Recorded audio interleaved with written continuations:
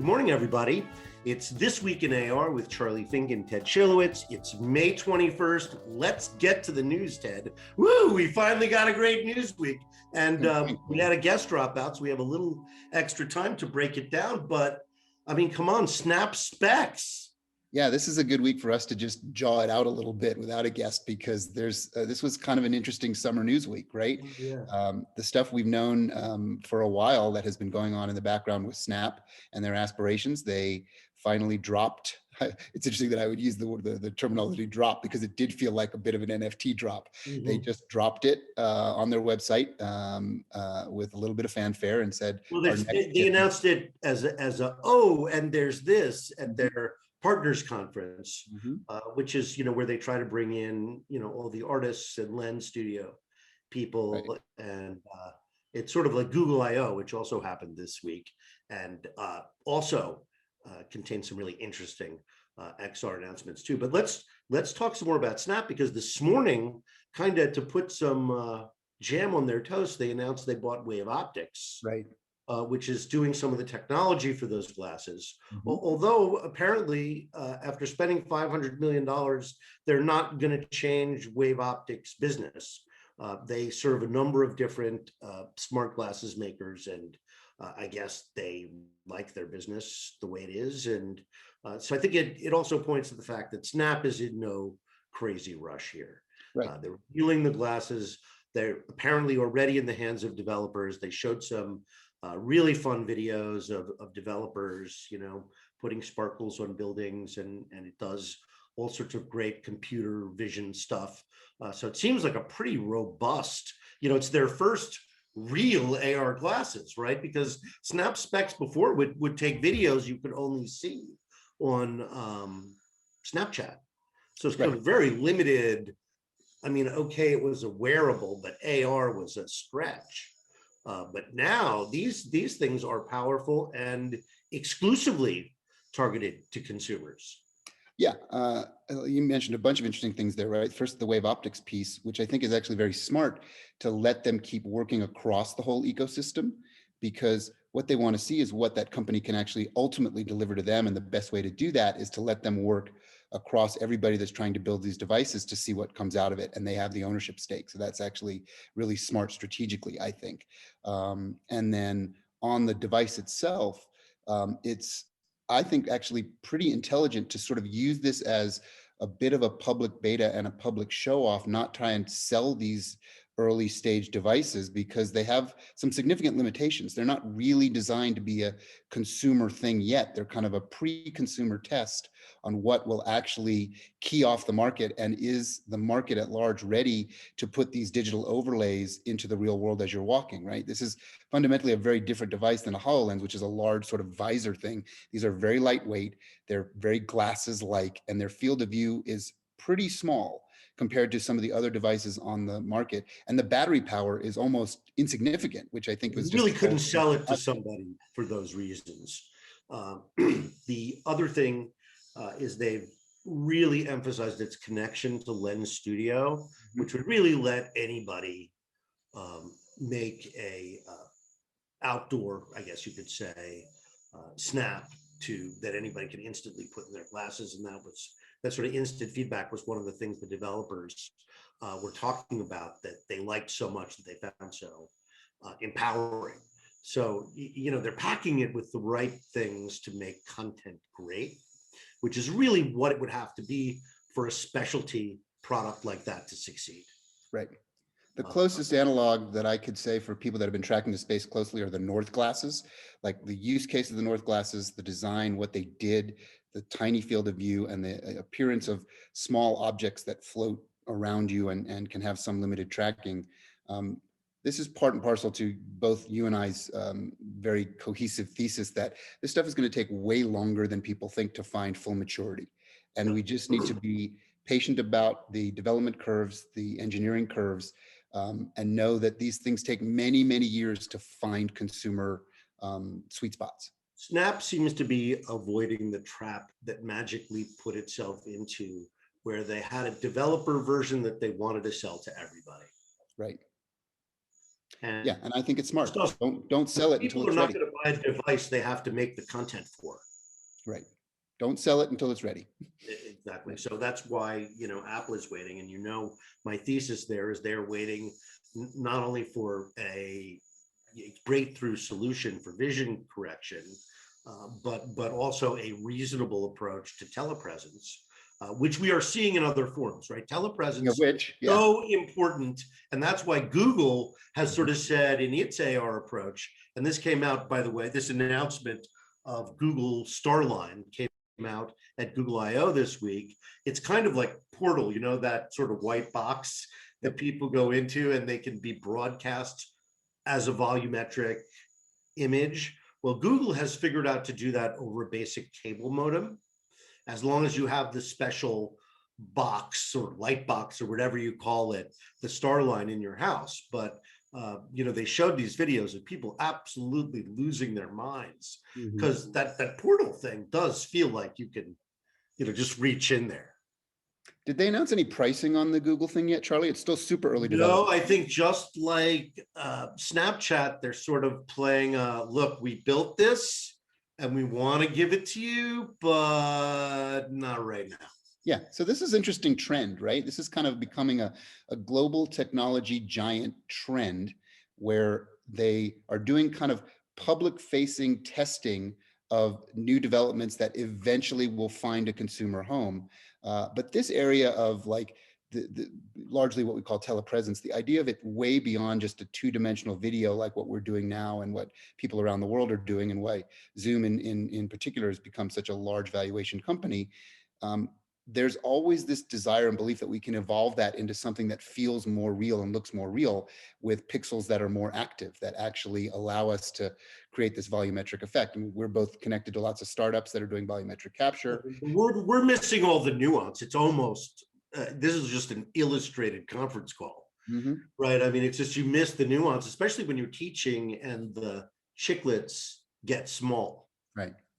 And I mean, yeah, people speak and they're the highlighted speakers, so to speak, but it's not the same, because when you're not speaking, I'm still in the room with you, communicating with you.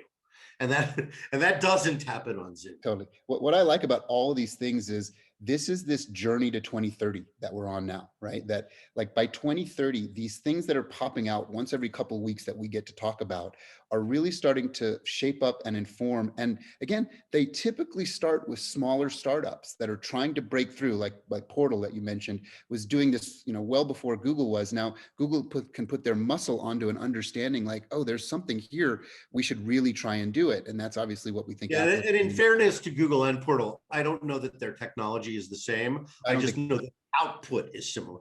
Yeah. But yeah, Portal, interesting, scrappy company that you saw at all the conferences showing off its wares, and I guess it was mainly a B2B thing, right? So that the CEO would appear, volumetrically present in the conference room or in the, company meeting when they couldn't be there. Speaking of Google, the other announcement they made this week was AR additions to maps, which they promised when they started to do wayfinding, right? For those of you who haven't been following our raving about maps, which is an extremely, extremely important asset, in the coming spatial world. This is a digital twin of the real world, which is machine readable and searchable and depended exactly to it. Right. And so, Google has been building this off of maps. They've been making maps more and more spatial. Now they use computer vision so that when you get out of the subway, Google knows not just where you are, but where you're facing, which was always the problem with pedestrian directions. You didn't have the velocity of a vehicle to tell you which way to go. To figure out where you were. So now they're kind of taking this to the next level, right? Because they're not just showing you where to make a turn, they're actually writing on the world now. Right? Which to me, I think, again, I'm not sure I want that on my face necessarily as a wearable application, but the idea that you could hold up your phone and be like, yeah, that's the place. You don't need to see the number. Look, remember all the years we've spent struggling. Is that the building? It doesn't have a number because every other building doesn't have a number. Doesn't matter anymore. Yeah, and I think when you Uh, get the right interface on your face that is contextually correct to bring up that information and then make that information disappear at the right moment, that'll be when you start to use your smartphone less, when it just makes more sense to use the interface that's up on your eyes when Google and all these other companies really start to put their muscle against, like, what is the right way for people to use these devices? This is another area that I think is well, I think interesting. again, there has to be an interface or a way that you can think, and then it shows you. Yeah. Right? You can't be interrupted. I just need to say, which one is the right building? And looking in my calendar, Mhm. it's going to put a dot on the right building. And there's going to be no other intrusion into my field of view, and it's going to be sort of instant, right? You're going to think about it, and there it is. It knows you're going there because it's integrated the information from all these apps. Right. That's why, it's convergence that will create the device, not a single technology or even a single company. Correct. Because there is no company, and Facebook is actually, kudos to FRL for trying. They are actually working on every piece of the ecosystem, from the hardware down to the minutiae of the nuances of the operating system. I don't think Google is thinking that way about it. Yeah, I I think tend to they're agree. exactly, and of course, Google has a whole different play because it's Android versus Apple, and Android is so important, although interestingly generates way less money than Apple. So it's sort of like people who buy things on their phone all buy iPhones. Yeah, that in and of itself is maybe an interesting episode for us to talk about, where Oh yeah, market scale versus market importance, yeah. market dominance versus are you actually dominating and monetizing on all of the pieces of that ecosystem? Apple seems to be so much better than everybody else in the I marketplace know, at and of understanding course that has that. come out in the trial this week, where Apple versus Epic grinds on, and I've got to tell you, Ted, it gets harder and harder to follow because they're digging into the weeds. This week they were going on about an essential service, right, which is a concept in antitrust, which says I own a bridge over the Mississippi River, but you just can't go over it. You have to build your own bridge, right? So antitrust law says, no, no, no, no. You have to figure out a reasonable price and let everybody use the bridge. Otherwise, you've created a monopoly. So, Apple went after that concept big time because what Epic is failing to prove is that, okay, Epic has a point, right? If somebody is using it on a game console and also wants to use it on an iPhone, why are they paying Apple? Because they brought with them something that they had already purchased elsewhere. And in fact, they had. The console companies get a big cut of Fortnite. But now that they've gotten that cut and that purchase has been made, why can't I go onto the iPhone and have freedom to interact with the items that I've purchased or even purchase more without Right. paying Apple? Yeah. And it's not a bad argument, and you can see what they mean. But what they have failed to prove is that Apple's actually hurting their business by doing this.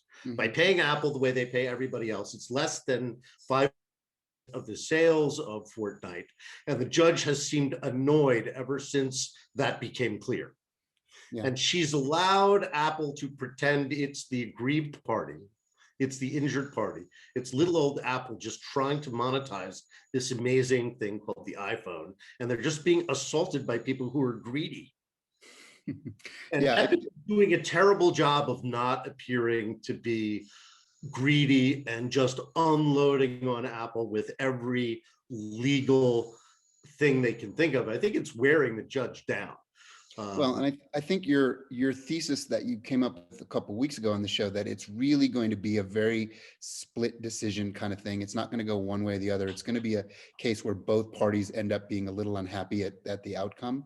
And to your point about the bridge thing, if you think about it, like to give people an understanding of like how difficult this is to grasp, in the days of physical media, let's say you and I had a DVD and I had a Sony DVD player and you had a Panasonic DVD player, and I put the DVD and I played it at my house. Then I came over to your house and we wanted to play it on your house, and the company that made the DVD player wanted to charge me again because it's a different brand DVD player. That would be really difficult. And I think that's where the judge is starting to get a little annoyed at this, right? It's like you're making a point that is difficult to to be to be meaningful in the world of like media. Media needs to be transportable, right? Well, this year they had this week they had Phil Schiller up there, who's Apple's, I guess, chief evangelist or an Apple fellow, and who was involved with the start of the App Store business and the iPhone. And apparently he did a great job, and Epic really tried to rattle him.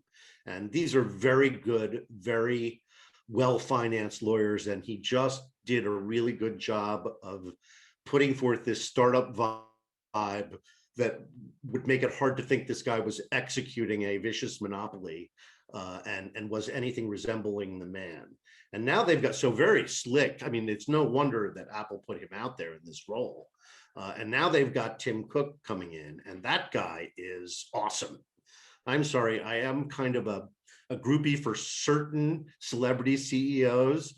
You know how much I love Zuck, although I think his futile attempt to keep Apple's walled garden intact is making me question my passion for him as a genius. But now we've got Tim Cook, who is a 1 in a billion. I mean, who else could have taken over where Steve Jobs left off? And he is relentlessly charming. He is just a gentleman. And I think the Epic guys, if they go after him the way they go after Schiller, I don't know that things will break their way. Yeah, if you watch some of the media that Tim Cook has participated in, some of the 60 Minutes interviews and some of the other things he's done, his essence is very calm, cool, and collected, right? And he's got a lot on his plate, but and he talks very candidly about all these different things that he's trying to navigate the company through. But I agree, seems to be a very genuine. Yeah, he's authentic and he's sincere. Yeah. And I actually think in a way that kind of is the right step. Steve Jobs, who always had a hucksterish, hustling, I'm going to convince you, I'm going to sell you. And Tim Cook is not a salesman. He is more of a, as you said, somebody who is centered and thoughtful and trustworthy. So I think Epic is, they have some points. They may get some concessions here, but boy, has it been difficult. But I would say that Tim Cook has a extraordinary passion for AR in all of its forms, and does get into this like evangelist sales mode when he shows those things off, brings these young developers and says, let me show you how, like, what the world is going to look like as we start to develop beyond this like single plane screen. Well, I think that Tim, like us, so I'll brag and say we have one little thing in common with Tim Cook, which is that none of us are really going to see how this story ends. Just these things take too long. But is there any doubt in 30 years that we will be in a photonic age of wearable, invisible computing? No doubt to me. Yeah. So last thing, just a little comical aside for everybody. Yeah. And again, I'm a little down on my friends at Unreal this week, but they are suing Nreal, the Chinese maker of AR smart glasses for 5G phones, for name confusion. Yeah, I think if anything, this helps Nreal. Like, it gets more exposure for Nreal, which, like, we know because we're so in this world. But a lot of people, certainly in the West, don't know what Nreal is. And every time, Magic Leap sued them years ago, they got more exposure. Now Unreal's suing them because of Nreal. Who knows where it's gonna pan out. But I think Nreal's probably just laughing all the way to the bank. Well, the problem that Epic Games has is that their brand, Unreal Engine, is known to several million people around the globe as a platform for creating spatial content, whether that's a 2D video game, 3D world, or an XR, AR adventure. That's a very small group of professionals. And that group of professionals is the least likely group to confuse Nreal and Unreal. Correct. So I'm not sure they're going to get very far with this. It sure seems like they have a big legal department. I said in the column today, this is a little bit like the word wear, W-E-A-R, suing the word wear, W-H-E-R-E. Now, I don't know about you, when anybody ever uses the word wear as in wear clothing, I don't think it should be spelled W-H-E-R-E. Me neither. So, I mean, it is true that if I say Unreal to somebody on the street, chances are they won't know either. And so there will be confusion over both brands. Yeah. But if they know about the Unreal brand, Nreal is not confusing, and they should bring me in as a professional witness, because I've known about these two companies for, Jesus Christ, 7 or 8 years now. And it never occurred to me that they were the same. I mean, as I said, yeah, I guess when you point it out, but is anybody going to be confused? And that is the metric. Yes, there's an overlap in customers, but are they going to be confused? And is one going to damage the other? And it's, the answer is no. I mean, I just, you know, so I think maybe the Apple thing is making Unreal lawsuit happy. So I should probably stop talking about them. Well, and like I said, just Nreal will benefit from some mainstream press touches. The fact that you're reporting it in your column, and others are going to pop it up. It's going to pop up on people's Google News feeds and be like, "Oh, Nreal, I think I heard about them. What do they do?" You know, kind of thing. So a couple of other things happened this week. We're going to wrap it up, but let me give a shout out to Virtual Clothing Try-On Z-Kit. Got snapped up by Walmart. That makes all the sense in the world. DigiLens. The guys who make high definition, wide field of view technology for AR glasses has created their own reference design using the Qualcomm XR2 chip. So they're hoping so OEMs decide they want to make their glasses. Quest's got a bunch of new features. Again, I think their focus on bringing utilities from your mobile phone into VR is pure genius. It's exactly what is needed. The idea you can have a transportable avatar and that your avatar could be with you wherever you go in the metaverse is a very powerful and smart approach. So kudos to them. I actually spoke to FRL this weekend. I guess I was one of their sort of learn speakers. So I have no idea who was in there, right? Because I'm just speaking into the void the way I teach all my classes. So, but it was a privilege to try and influence the people who are making stuff there. Maybe I planted 1 or 2 ideas. TeamViewer, the company that provides See What I See and other technology for enterprises, has launched a consumer app, Life AR, which is you know, a version of See What I See FaceTime technology that allows you to annotate and draw and combine streaming images, you know, real-time camera images. Oh, Hugo Barra, the guy who used to run Oculus, is leaving to do a health tech startup. So details. Yeah, that's an interesting one to me because it just shows you the power in that medium and how much energy and what one of the earliest, most beneficial parts of this VR consumerizing is the use cases across the healthcare sector. I'm on the board of a big cancer research hospital that I told you about, and we're testing and using, and like companies like schools like Case Western are doing that, and there's a lot. It's a big part. So it's interesting that Hugo's moving in. It's a smart move for him, I think. Yeah, I mean, look, nobody lasts as the head of Oculus more than a few years. It must be an incredible, difficult, high pressure job, with a million moving pieces and lots of very smart, ambitious people jockeying around you.